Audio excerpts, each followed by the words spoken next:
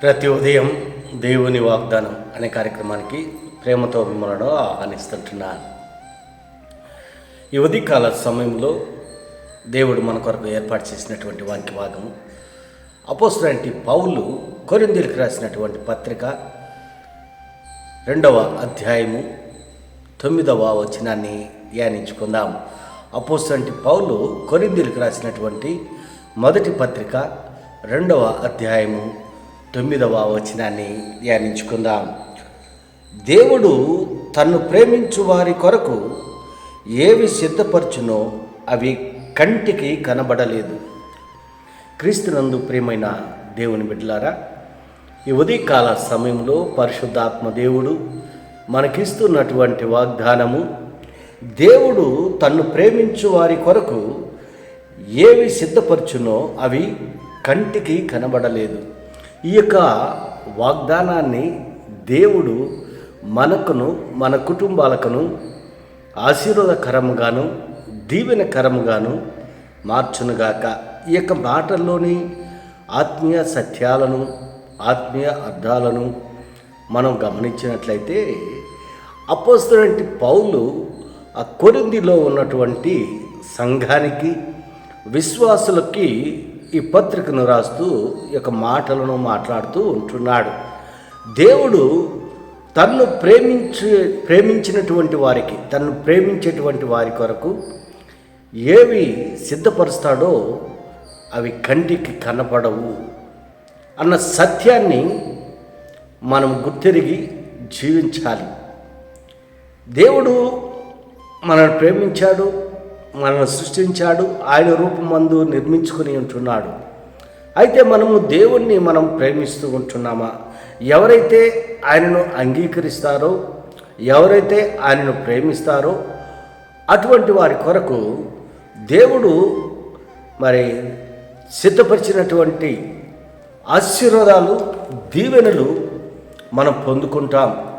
ఆయన్ని ప్రేమించకుండా, దేవుణ్ణి ప్రేమించకుండా, దేవుణ్ణి ఆరాధించకుండా, దేవుణ్ణి మహింపరచకుండా ఆశీర్వాదాలు కావాలని ఎదురు చూడటము అమాయకత్వము, మూర్ఖత్వము.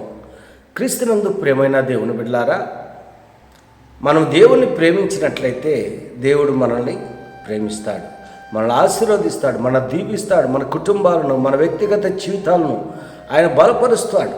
మరి ఇంకా ఇక్కడ మనం గమనించినట్లయితే ఆయన చేసేటువంటి కార్యాలు, ఆయన చేసేటువంటివి చెవికి వినబడలేదు, కంటికి కనబడలేదు, మరి మనుష్య హృదయమునకు గోచరము కాలేదు. ఆయన కార్యాలను మనము అర్థం చేసుకునేటువంటి శక్తి మనకు లేదు.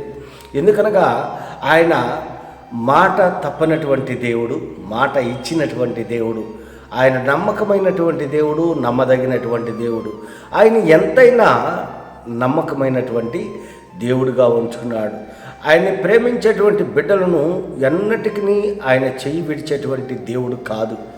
తను ప్రేమించినటువంటి బిడ్డల కొరకు ఆయన దాచి ఉంచినటువంటి మేలు ఎంతో గొప్పదిగా ఉంటున్నది.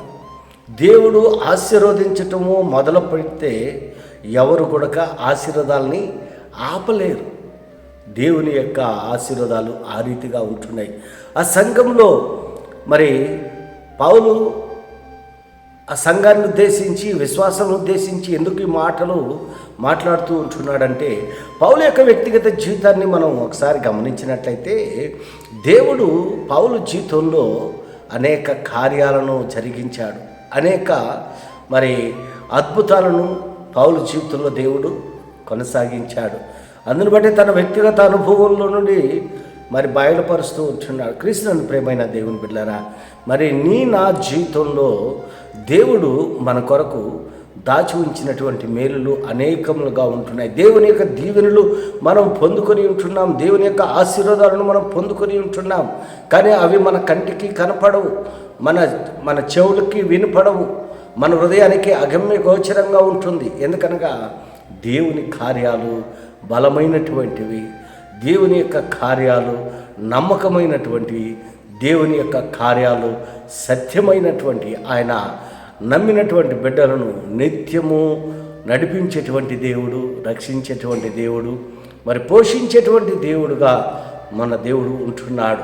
మరి దేవుణ్ణి మనం ప్రేమించేటువంటి వారిగా, ఆయన ఆరాధించేటువంటి వారిగా, ఆయన మహింపరిచేటువంటి వారిగా నీవు నేను ఉండాలని ఈ కొద్ది మాటల ద్వారా నేను హెచ్చరిక చేస్తుంటున్నాను.